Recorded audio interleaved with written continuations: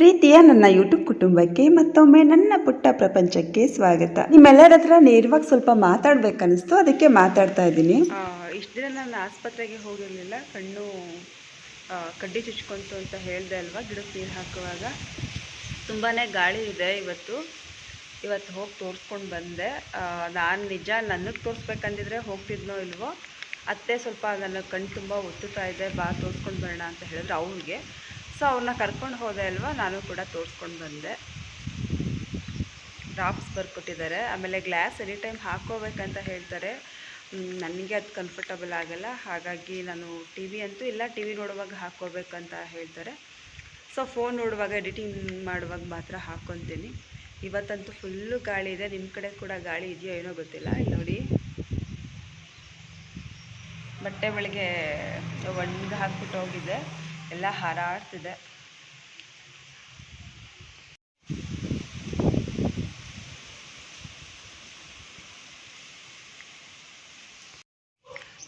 ನಾನಿವತ್ತು ಮತ್ತೊಂದು ವಿಚಾರ ಹೇಳಬೇಕು ನಿಮ್ಮ ಹತ್ರ.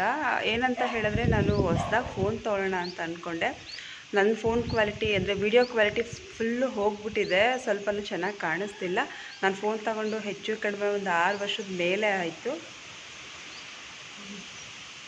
ಬೆಕ್ಕು ಹೋಗ್ತಿದೆ, ಅದನ್ನು ನೋಡ್ತಾ ಇದ್ದೆ. 6 ವರ್ಷದ ಮೇಲಾಯಿತು. ಸೊ ಹಾಗಾಗಿ ಒಂದು ಚೆನ್ನಾಗಿರೋ ಕ್ಯಾಮ್ರಾ ಇರೋದೊಂದು ಫೋನ್ ತೊಗೊಳ್ಳೋಣ ಅಂದ್ಕೊಂಡೆ. ರೀಸೆಂಟಾಗಿ ಹೇಳಿದೆ ನಿಮಗೆ, ನಂದು ಧರ್ಮಸ್ಥಳ ಸಂಘದ ಸಾಲ ಎಲ್ಲ ತೀರ್ತು ಅಂತ. ನನಗಂತೂ ಧರ್ಮಸ್ಥಳ ಸಂಘದ ಸಾಲ ತೀರೋಗಿದ್ದು ತುಂಬಾ ಖುಷಿ ಆಯಿತು. ವಾರ ಕಟ್ಟೋದಕ್ಕೆ ತುಂಬ ಹಿಂಸೆ ಆಗ್ತಿತ್ತು.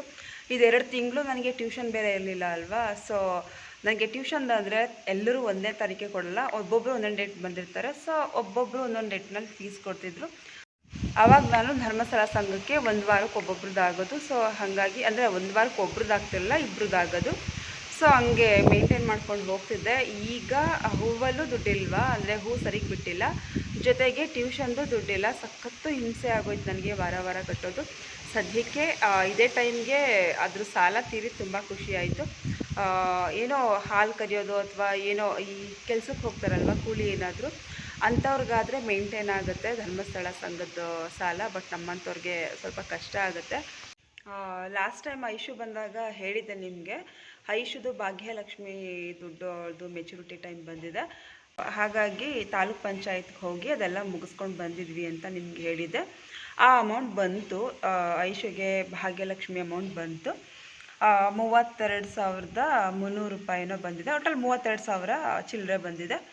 ಆ ದುಡ್ಡು ಏನು ಮಾಡಿದೆ ಅಂತ ಹೇಳಿದ್ರೆ, ಧರ್ಮಸ್ಥಳ ಸಂಘದ ದುಡ್ಡು ಸಾಲ ತೀರ್ತಲ್ವ, ನಾನು ಪದಕ ಮತ್ತು ಒಂದೆರಡು ಓಲೆ ಇಲ್ಲ, ಒಂದು ಜೊತೆ ಓಲೆ ಮತ್ತು ಒಂದು ಉಂಗುರ ಇಟ್ಟಿದ್ದೆ. ಪದಕವನ್ನು ನಾನು ನನ್ನ ಹಸ್ಬೆಂಡ್ಗೆ ಲಾಂಗ್ ಚೈನ್ ಇಟ್ಟು ದುಡ್ಡು ಕೊಡುವಾಗ ಪದಕವನ್ನು ಬಿಡಿಸಿದ್ದೆ, ಸ್ವಲ್ಪ ಜಾಸ್ತಿ ಅಮೌಂಟ್ಗಿಟ್ಟು. ಉಂಗುರ ಮತ್ತು ಓಲೆಯನ್ನು ಬಿಡಿಸಿರಲಿಲ್ಲ. ಆ ಅಮೌಂಟಲ್ಲಿ ಐಶುಗೆ ಬಂತಲ್ವ ಅಮೌಂಟು, ಆ ಅಮೌಂಟಲ್ಲಿ ಆ ಓಲೆ ಮತ್ತು ಉಂಗುರವನ್ನು ಬಿಡಿಸ್ಕೊಂಡು ಬಂದಿದ್ದೀನಿ. ನಿಮಗೆ ತೋರಿಸ್ಬೇಕು, ಎಲ್ಲ ಒಡವೆನೂ ನಿಮಗೆ ತೋರಿಸಿದ್ದೀನಿ. ಆಲ್ಮೋಸ್ಟ್ ನನ್ನ ಹತ್ರ ಆಲ್ಮೋಸ್ಟ್ ಅಲ್ಲ, ಎಲ್ಲ ಏನೇನಿದೆ ಎಲ್ಲ ತೋರಿಸಿದ್ದೀನಿ. ಇನ್ನು ಆ ಉಂಗುರ ಮತ್ತು ಆ ಒಂದು ಜೊತೆ ಓಲೆ ಇದೆ, ಅದನ್ನು ಯಾವಾಗ ಮಾಡಿಸ್ಕೊಂಡೆ, ಹೇಗೆ ಮಾಡಿಸ್ಕೊಂಡೆ ಅನ್ನೋದನ್ನು ನಿಮಗೆ ತೋರಿಸ್ತೀನಿ. ಆ ಓಲೆ ತೋರಿಸುವಾಗಲೇ ಹೇಳ್ತೀನಿ. ಅವಳ ದುಡ್ಡನ್ನ ಬಳಸ್ಕೊಬಾರ್ದು, ಅವಳಿಗೋಸ್ಕರ ಏನಾದರೂ ಗೋಲ್ಡ್ ತೊಗೊಡ್ಬೇಕಂತಲೇ ನನಗೂ ಇಷ್ಟ ಇತ್ತು. ಆದರೆ 32,000 ಚಿಲ್ಲರೆಗೆ ಈಗಿನ ರೇಟಲ್ಲಿ ಯಾವ ಗೋಲ್ಡ್ ಬರ್ತಲ್ವ, ಒಂದು 3 ಗ್ರಾಮ್ ಗೋಲ್ಡು ಕೂಡ ಬರೋದಿಲ್ಲ, ವೇಸ್ಟೇಜು ಮತ್ತು ಕೂಲಿ ಅದು ಇದು ಎಲ್ಲ ಸೇರಿಸಿ. ಸೊ ಹಾಗಾಗಿ ಇನ್ನೊಂದಷ್ಟು ದುಡ್ಡು ಅಮೌಂಟ್ ಆದಮೇಲೆ ಅವಳಿಗೇನಾದರೂ ಕೊಡಿಸಿದ್ರಾಯ್ತು ಅಂತ ಹೇಳಿ ನಾನು ಬಿಡಿಸ್ಕೊಂಡು ಬಂದೆ. ಅಂದರೆ ಅಲ್ಲಿಗೂ ನಾನು ಬಡ್ಡಿ ಕಟ್ತಿದ್ದೆ ಅಲ್ವಾ, ಸೊ ಬಡ್ಡಿ ಅದು ಉಳ್ಕೊಂಡ್ರೆ ಅದನ್ನು ಸೇವಿಂಗ್ಸ್ ಮಾಡಿ ಅವಳಿಗೆ ಕೊಟ್ಟರಾಯ್ತು ಅಂತ ಹೇಳಿ ಬಿಡಿಸ್ಕೊಂಡು ಬಂದೆ. ಪಾಪ ಅದು ಬಿಡಿಸ್ಕೊಮ್ಮ ಆಯಿತು ಅಂತ ಹೇಳಿದ್ರು. ಆಮೇಲೆ ನನಗೆ ಫೋನ್ ಅವಶ್ಯಕತೆ ಇದೆ ಇವಾಗ. ನನ್ನ ಫೋನ್ ಫುಲ್ಲು ವಿಡಿಯೋ ಕ್ವಾಲಿಟಿ ಹೋಗಿಬಿಟ್ಟಿದೆ. ಒಂದು 6 ವರ್ಷಕ್ಕಿಂತ ಜಾಸ್ತಿನೇ ಆಯಿತು ನಾನು ಫೋನ್ ತೊಗೊಂಡು. ಹಾಗಾಗಿ ಫೋನ್ ಬದಲಾಯಿಸ್ಬೇಕಂತ ಅಂದ್ಕೊಂಡೆ. ನಿಮಗೋಸ್ಕರ ಅದು ನೋಡೋರಿಗೆ ವಿಡಿಯೋ ಕ್ವಾಲಿಟಿ ಚೆನ್ನಾಗಿದ್ದರೆ ಇಂಟ್ರೆಸ್ಟ್ ಇರುತ್ತೆ, ಇಲ್ಲಾಂದರೆ ಇಂಟ್ರೆಸ್ಟ್ ಇರಲ್ಲ ಅಂತ ಹೇಳ್ತಾರೆ. ಆದರೆ ನಾನಿವಾಗ ಇನ್ವೆಸ್ಟ್ಮೆಂಟ್ ಮಾಡಿದ್ರೆ ನನ್ನ ಸಾಲ ಇಲ್ಲದಿರೋ ಜೀವನ ಮಾಡಬೇಕಂತ ತುಂಬ ಆಸೆ ಇತ್ತು. ಹಾಗಾಗಿ ನಾನು ಈಗ ಸಾಲ ಇಲ್ಲ ಹೇಳ್ತಾ ಇದ್ದೀನಿ. ಅದು ಲಾಂಗ್ ಚೈನ್ ಇಟ್ಟಿರೋದು ಆ ಸಾಲ ನನ್ನ ಹಸ್ಬೆಂಡ್ದು, ಸೊ ಅವ್ರು ಬಿಡಿಸ್ಕೊಡ್ತಾರೆ. ಇವಾಗ ನನಗೆ ಸಾಲ ಅಂತ ಇರೋದು ಐಶುದು. ಅವ್ರದ್ದೊಂದು ಸ್ಕಾಲರ್ಶಿಪ್ ದುಡ್ಡು ಕೂಡ ಬಂದಿದೆ, ಅದನ್ನು ಕೂಡ ನಾನೇ ಬಳಸ್ಕೊಂಡಿದ್ದೀನಿ. ಅದೆಷ್ಟು ಅಂತ ಹೇಳೋದು ಬೇಡ, ಪಾಪ ಅವಳಿಗೆ ಬೇಜಾರಾಗಬಹುದು. ಸೊ ಎಲ್ಲ ಅಮೌಂಟ್ ಸೇರಿಸಿ ನಾನು ಮತ್ತೆ ಅದನ್ನು ಸೇವಿಂಗ್ಸ್ ಮಾಡಿ ಅವಳಿಗೆ ಗೋಲ್ಡಲ್ಲಿ ಏನಾದರೂ ಕೊಡಿಸ್ಬೇಕು. ನಾನು ಅವಳ ದುಡ್ಡೆಲ್ಲ ಖರ್ಚು ಮಾಡ್ಕೊಂಡಿದ್ದೀನಲ್ವ, ಖರ್ಚು ಅಂದರೆ ನಾನು ವೇಸ್ಟಾಗಿ ಖರ್ಚು ಮಾಡಿಲ್ಲ, ಹೇಳಿದ್ನಲ್ಲ ಓಲೆ ಮತ್ತು ಉಂಗುರ ಬಿಡಿಸ್ಕೊಂಡು ಬಂದಿದ್ದೀನಿ. ಸೊ ಅವಳ ದುಡ್ಡೆಲ್ಲ ನಾನು ಸೇವಿಂಗ್ಸ್ ಮಾಡಿ ಅವಳಿಗೆ ಅಂತ ಏನಾದರೂ ಗೋಲ್ಡಲ್ಲೇ ಕೊಡಿಸ್ಬೇಕಂತ ಅಂದ್ಕೊಂಡಿದ್ದೀನಿ. ಸದ್ಯಕ್ಕೆ ಇವಾಗ ಆಗಲ್ಲ. ನಾನು ಅಂದ್ಕೊಂಡೆ ವಿಡಿಯೋ ಕ್ವಾಲಿಟಿ ಚೆನ್ನಾಗಿಲ್ಲ, ನನ್ನ ಫೋನ್ ಚೆನ್ನಾಗಿಲ್ಲ, ಸೊ ವ್ಯೂವರ್ಸ್ಗೆ ಅಷ್ಟು ಇಷ್ಟ ಆಗ್ತಿಲ್ಲ, ಹಾಗಾಗಿ ಒಂದು ಫೋನ್ ತೊಗೊಳ್ಳೋಣ ಅಂತ ನನಗೆ ಎಲ್ಲರೂ ಸಜೆಷನ್ ಮಾಡಿದ್ರು. ಯೂಟ್ಯೂಬ್ ಮಾಡ್ತಿದ್ದೀರ ಅಲ್ವಾ, ಸೊ ಆ್ಯಪಲ್ ಸೆಟ್ ಅಥವಾ ಅಂದರೆ ಐಫೋನ್ ಅಥವಾ ಇದು ತೊಗೊಳ್ಳಿ, ಗ್ಯಾಲಕ್ಸಿ ಸ್ಯಾಮ್ಸಂಗ್ ಗ್ಯಾಲಕ್ಸಿ S24 ಅಂತ ಬಂದಿದೆ, ಸೊ ಅದು ತೊಗೊಳ್ಳಿ ಅಂತ ಹೇಳಿದ್ರು. ಅದು 80,000 ಇದೆ. ಒಂದು ಮನ್ಸು ಮಾಡೇ ಬಿಟ್ಟೆ, ನಿಜ ಒಂದು ಮನ್ಸು ಮಾಡಿದೆ. ತಿಂಗಳಿಗೆ ನಾನು ಅಂದರೆ ಒಟ್ಟಿಗೆ ಪೇ ಮಾಡೋದು ತೊಗೊಳಕ್ಕಾಗಲ್ಲ, ಸೊ ಹಂಗಾಗಿ EMI ಅಲ್ಲಿ ಕಟ್ಕೊಂಡು ಹೋಗೋಣ ಅಂತ ಅಂದ್ಕೊಂಡೆ.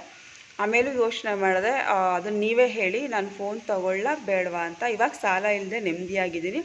ನಾನು ಏನಾದರೂ ಅದನ್ನು ತೊಗೊಂಡ್ರೆ ಮತ್ತೆ ಸಾಲ ಆಗುತ್ತೆ, ಮತ್ತು ಹಿಂಸೆ ಆಗುತ್ತೆ. ತಿಂಗ್ಳಿಗಷ್ಟು ಕಟ್ಕೊಂಡು ಹೋಗುವಷ್ಟು ಕೆಪಾಸಿಟಿ ಇಲ್ಲ ನನಗೆ ಸದ್ಯಕ್ಕೆ. ನಿಮಗೆಲ್ಲ ಗೊತ್ತಿರೋ ಹಾಗೆ ಹೂವಿಂದ ಮತ್ತು ಟ್ಯೂಷನಿಂದ ಅಷ್ಟೇ ಅಮೌಂಟ್ ಬರೋದು. ಒಂದು 5,000ದಿಂದ 6,000ಕ್ಕಿಂತ ಕಡಿಮೆನೇ ಬರ್ತಿರೋದು. ಅದು EMI ಕಟ್ಕೊಂಡು ಹೋಗೋದೇ ಆಗಿದ್ದರೆ ಅದೇನು ಪ್ರಾಬ್ಲಮ್ ಆಗ್ತಿರಲಿಲ್ಲ, ಕಟ್ಕೊಂಡು ಹೋಗ್ಬೋದಾಗಿತ್ತು. ಆದರೆ ನನ್ನ ಹಸ್ಬೆಂಡ್ ಹೆಸರಲ್ಲಿ 6 ತಿಂಗಳಿಗೊಂದ್ಸಲ 6,500 LIC ಮಾಡಿಸಿದ್ದೀನಿ, ಅದು ಕಟ್ಕೊಂಡು ಹೋಗಬೇಕು. ಆ ಜವಾಬ್ದಾರಿ ಕೂಡ ನಂದೆ. ಮತ್ತು ವರ್ಷಕ್ಕೊಂದ್ಸಲ ಶಾರು ಹೆಸರಲ್ಲಿ 3,112 ಒಂದು LIC ಮಾಡಿಸಿದ್ದೀನಿ, ಸೊ ಆ ಜವಾಬ್ದಾರಿ ಕೂಡ ನಂದೆ. ವರ್ಷಕ್ಕೆ ಕಮ್ಮಿ ಅಂತ ಹೇಳಿದ್ರು ಒಂದು 15,000ಕ್ಕಿಂತ ಜಾಸ್ತಿನೇ ಕಟ್ಟಬೇಕು. ಅದೆಲ್ಲ ಇಟ್ಕೊಂಡು ಜೊತೆಗೆ ಖರ್ಚು, ನಾನೆಲ್ಲರೂ ಹೊರಗಡೆ ಹೋದರೆ ಬಂದರೆ ಅಥವಾ ಯಾರಿಗಾದ್ರೂ ಮುಯಿ ಹಾಕೋದು ಎಲ್ಲ ಖರ್ಚು ನಂದೆ. ಹಾಗಾಗಿ ಯೋಚನೆ ಮಾಡ್ತಾಯಿದ್ದೀನಿ ಫೋನ್ ತೊಗೊಳ್ಳ ಬೇಡವಾ ಅಂತ. ನೀವು ಹೇಳಿ, ಫೋನ್ ತೊಗೊಳ್ಳ ಬೇಡವಾ? ಇದೇ ಫೋನಲ್ಲಿ ಇದೇ ವಿಡಿಯೋ ಕ್ವಾಲಿಟಿಯಲ್ಲಿ ನೋಡೋದಕ್ಕೆ ಇಷ್ಟಪಡ್ತೀರಾ ಅಂತ. ಏನಾದರೂ ಮುಂದೆ ನಂದು ಯೂಟ್ಯೂಬ್ ಚಾನಲ್ ಇಂಪ್ರೂವ್ ಆದರೆ ತೊಗೊಳ್ಳೋಣ ಅಂತ ಅಂದ್ಕೊಂಡಿದ್ದೀನಿ. ನಮಗೂ ಇಷ್ಟ ಆಗುತ್ತೆ, ಇಂಪ್ರೂವ್ ಆಗ್ತಿದೆ, ಒಂದಷ್ಟು ಜನ ಸಬ್ಸ್ಕ್ರೈಬರ್ಸ್ ಇದ್ದಾರೆ, ನಮ್ಮ ವೀಡಿಯೋಸ್ ನೋಡೋರಿದ್ದಾರೆ ಅಂತ ಅಂದಾಗ ನನಗೂ ತೊಗೊಳಕ್ಕೆ ಇಷ್ಟ ಆಗುತ್ತೆ. ಆದರೆ ಬರೀ 250 ಜನ 300 ಜನ ನೋಡುವಾಗ ಅಂದರೆ ಅವರು ಕೂಡ ನನಗೆ ಮುಖ್ಯನೇ, ಇಲ್ಲ ಅಂತ ಹೇಳ್ತಿಲ್ಲ. ಆದರೆ ಅಷ್ಟೊಂದೆಲ್ಲ ದುಡ್ಡು ಇನ್ವೆಸ್ಟ್ ಮಾಡೋದು ಸ್ವಲ್ಪ ಕಷ್ಟ ಆಗ್ತಿದೆ. ಹಾಗಾಗಿ ಮುಂದಿನ ದಿನಗಳಲ್ಲಿ ತೊಗೊಳ್ಳೋಣ ಅಂತ ಅಂದ್ಕೊಂಡಿದ್ದೀನಿ. ನೋಡೋಣ ಎಷ್ಟು ಅಂದರೆ ಹೆಂಗಿದ್ರು ತೊಗೋಬೇಕು. ಈಗಲೇ ತೊಗೊಂಡ್ರೆ ಹೆಂಗಿದ್ರು EMI ಅಲ್ವಾ, ಕಟ್ಕೊಂಡು ಹೋಗೋಣ ಅಂತ ಅಂದ್ಕೊಂಡೆ. ಆಮೇಲೆ ನಂದು 5G ಸೆಟ್ ಇಲ್ಲ. ನಾನು ವಿಡಿಯೋ ಅಪ್ಲೋಡ್ ಮಾಡುವಾಗೆಲ್ಲ ನನ್ನ ಹಸ್ಬೆಂಡ್ಗೆ ಗೋಗರಿ ಬೇಕಾಗುತ್ತೆ, ಕೊಡಿ ಫೋನ್ ಅಂತ. ಅವ್ರು ಬೈತಾ ಇರ್ತಾರೆ ಯಾವಾಗ್ಲೂ, ನಿನ್ನ ಹತ್ರ ಫೋನ್ ಇಟ್ಕೊಂಡು ನನ್ನ ಹತ್ರ ಏನಕ್ಕೆ ಫೋನ್ ಕೇಳ್ತೀಯಾ ಅಂತ. ಸೊ ಹಾಗಾಗಿ 5G ಸೆಟ್ಗೋಸ್ಕರನಾದರೂ ನಾನು ಫೋನ್ ತೊಗೋಬೇಕಂತ ಅಂದ್ಕೊಂಡಿದ್ದೀನಿ. ನಿಮಗೆಲ್ಲ ಗೊತ್ತಿರೋ ಹಾಗೆ ನಾವು ಗದ್ದೆ ಸ್ವಲ್ಪ ಮಾರ್ಕೊಂಡಿದ್ದೀವಿ. ಗದ್ದೆ ಮಾರಿಲ್ಲ ಅಂತ ಹೇಳಿದ್ರೆ ಐಶು ಸ್ಕಾಲರ್ಶಿಪ್ ದುಡ್ಡಲ್ಲೇ ನಾವು ಫೀಸ್ ಪೇ ಮಾಡಬೇಕಿತ್ತು ಅವಳದು. ಅವಳು ಕೂಡ ಏನೂ ಅಂತಿರಲಿಲ್ಲ, ಆಯ್ತಮ್ಮ ಕಟ್ಟಿ ಅಂತಲೇ ಹೇಳ್ತಿದ್ಲು. ಆದರೆ ಹೇಗಿದ್ದರೂ ಗದ್ದೆ ಮಾರಿದ್ದೀವಿ, ಪಾಪ ಅವಳು ಸ್ಕಾಲರ್ಶಿಪ್ ದುಡ್ಡು ನಾವೇನಿಗೆ ಬಳಸ್ಕೋಬೇಕಲ್ವ. ಹಾಗಾಗಿ ಅವಳಿಗೋಸ್ಕರನೇ ಏನಾದರೂ ಕೊಡಿಸ್ಬೇಕಾ ದುಡ್ಡಲ್ಲಿ ಅಂತ ಅಂದ್ಕೊಂಡಿದ್ದೀನಿ. ಸದ್ಯಕ್ಕೆ ಅವಳ ಹತ್ರ ಇರೋ ಅಮೌಂಟ್ಗೆ ನಾನು ಅಂದ್ಕೊಂಡಿರುವಷ್ಟು ಗ್ರಾಮ್ಸ್ದು ಒಡವೆ ಬರ್ತಿಲ್ಲ. ಹಾಗಾಗಿ ಅವಳ ದುಡ್ಡನ್ನು ನಾನು ಬಳಸ್ಕೊಂಡಿದ್ದೀನಿ ಅಂತ ಹೇಳಿದ್ರೆ ನಾನು ಮತ್ತೆ ಹೇಳ್ತಾ ಇದ್ದೀನಿ, ಓಲೆ ಮತ್ತು ಉಂಗುರವನ್ನು ಬಿಡಿಸ್ಕೊಂಡಿದ್ದೀನಿ. ಸೊ ಇನ್ನು ಆದರೆ ಈ ವರ್ಷ ಆಗದಿದ್ರು ನೆಕ್ಸ್ಟ್ ಅಷ್ಟಲ್ಲಾದರೂ ಅದನ್ನು ಸೇವಿಂಗ್ಸ್ ಮಾಡಿ ಅವಳಿಗೇನಾದರೂ ಮಾಡಿಸ್ಬೇಕು. ಅಷ್ಟಲ್ಲ ಅವಳಿಗೂ ಯಾವ್ದಾರ ಬೇರೆ ಸ್ಕಾಲರ್ಶಿಪ್ ಅಥವಾ ಯಾವುದಾದ್ರೂ ಬಂದರೆ ಅದನ್ನು ಸೇರಿಸಿ ಸೇವಿಂಗ್ಸ್ ಮಾಡಿ ಅವಳಿಗೇನಾದರೂ ಮಾಡಿಸೋಣ ಅಂತ ಅಂದ್ಕೊಂಡಿದ್ದೀನಿ. ನಾನಿವಾಗ ನಿಮಗೆ ಓಲೆ ಮತ್ತು ಉಂಗುರವನ್ನು ತೋರಿಸ್ತೀನಿ. ಅದನ್ನು ಹೇಗೆ ಮಾಡಿಸ್ಕೊಂಡಿದ್ದು, ಯಾವಾಗ ಮಾಡಿಸ್ಕೊಂಡಿದ್ದು ಅಂತ ಕೂಡ ಹೇಳ್ತೀನಿ, ಬನ್ನಿ. ನನ್ನ ಹತ್ರ ಇರೋ ಎಲ್ಲ ಓಲೆ ಎಲ್ಲ ಒಡವೆ ಎಲ್ಲ ತೋರಿಸಿದ್ದೆ, ಆದರೆ ಈ ಓಲೆ ಮಾತ್ರ ತೋರಿಸಿರಲಿಲ್ಲ. ಯಾಕಂದರೆ ಈ ಓಲೆ ನನ್ನ ಹತ್ರ ಇರಲಿಲ್ಲ, ಬ್ಯಾಂಕ್ನಲ್ಲಿತ್ತು. ಇಲ್ಲಿ ನೋಡಿ, ಇದೇ ಓಲೆ. ಇದು 4 ಗ್ರಾಮ್ ಇದೆ. 4 ಗ್ರಾಮ್ ಮೇಲೆ ಒಂದು 10 ಮಿಲಿ 12 ಮಿಲಿ ಇರ್ಬೋದು ಅಂತ ಅನಿಸುತ್ತೆ. ಇದು ನಾನು ಚೀಟಿ ಹಾಕ್ಕೊಂಡಿದ್ದೆ, ನಾನು ಮತ್ತು ನಮ್ಮ ಊರ್ಗಿತ್ತಿ ನನ್ನ ಮೈದನ ಹತ್ರನೇ ಚೀಟಿ ನಡೆಸ್ತಿದ್ರು. ಸೊ ಚೀಟಿ ಹಾಕ್ಕೊಂಡಿದ್ದಾಗ ಇಬ್ಬರಿಗೂ 13,000 ಏನೋ ಬಂದಿತ್ತು. 26,000 ರೂಪಾಯಿ ಚೀಟಿ ಹಾಕಿದ್ದಿದ್ದು. ಆವಾಗ ಆ ಚೀಟಿಗೆ ಸೇವಿಂಗ್ಸ್ ಮಾಡಿ ಕಟ್ಟಿ ಇದನ್ನು ಮಾಡಿಸ್ಕೊಂಡಿದ್ದು. ಹಿಂದೆಗಡೆ ಇದು ಕೂಡ ತುಂಬ ಚೆನ್ನಾಗಿದೆ, 916 ಚಿನ್ನ. ಇದು ತುಳಸಿನಲ್ಲಿ ತೊಗೊಂಡಿದ್ದು, ಮೈಸೂರಿನಲ್ಲಿ.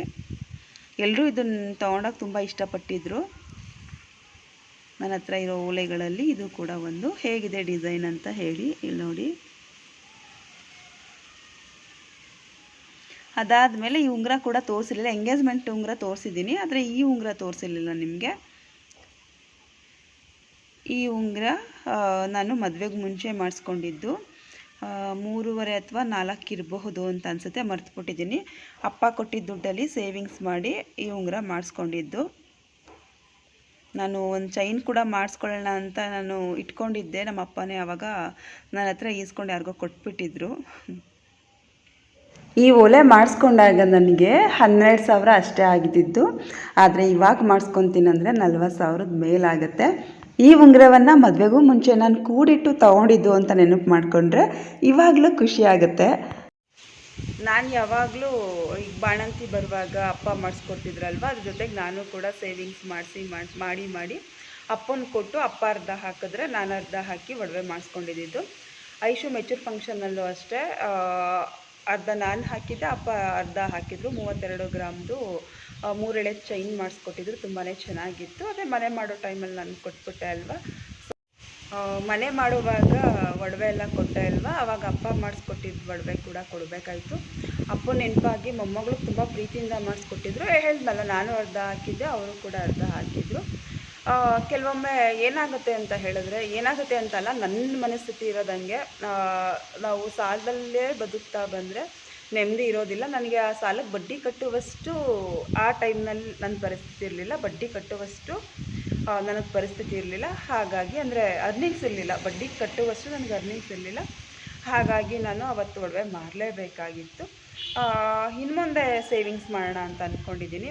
ಹೇಗೆ ಸೇವಿಂಗ್ಸ್ ಮಾಡಬೇಕಂತ ನಾನು ಬೇರೆ ವಿಡಿಯೋದಲ್ಲಿ ಹೇಳ್ತೀನಿ. ಯಾಕೆ ಸೇವಿಂಗ್ಸ್ ಮಾಡಬೇಕು ಅನ್ನೋದನ್ನು ಹೇಳ್ತೀನಿ. ಸೇವಿಂಗ್ಸ್ ಮಾಡದೇ ಇದ್ದರೆ ಏನೆಲ್ಲ ಪ್ರಾಬ್ಲಮ್ ಆಗುತ್ತೆ ಅನ್ನೋದು ಕೂಡ ಹೇಳ್ತೀನಿ. ಇವಾಗ ಸದ್ಯಕ್ಕೆ ಇಷ್ಟೆಲ್ಲ ವಿಚಾರಗಳನ್ನ ಈ ಓಲೆ ಮತ್ತು ಉಂಗುರವನ್ನು ನಿಮ್ಗೆ ತೋರಿಸ್ಬೇಕಂತ ಅನ್ನಿಸ್ತು. ಹಾಗಾಗಿ ಈ ವಿಡಿಯೋ ಮಾಡ್ತಾ ಇದ್ದೀನಿ. ಈ ವಿಡಿಯೋ ಇಷ್ಟ ಆದರೆ ಒಂದು ಲೈಕ್ ಮಾಡಿ. ಫಸ್ಟ್ ಟೈಮ್ ನಮ್ಮ ಅಮ್ಮನ ಚಾನಲ್ ನೋಡ್ತಿರೋರು ಸಬ್ಸ್ಕ್ರೈಬ್ ಮಾಡೋದನ್ನು ಮರಿಬೇಡಿ.